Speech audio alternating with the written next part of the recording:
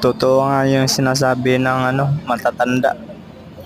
Kahit gaano pa yan kalaki at kabigat, basta nagtutulungan ay walang di kayang buhatin at walang di kayang gawin. Kaya wag nyo malitin yung mga maliliit kasi ihalin tulad natin na parang isang langgam na nagtutulungan. Tingnan mo yung nasa video.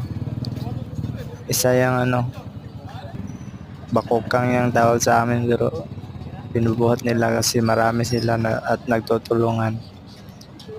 Naka-touch ng damdamin. Sana tayo mga Pilipino, sana ganito din tayo, magtutulungan para sa bayan. Salamat po mga idol. Don't forget to like and share.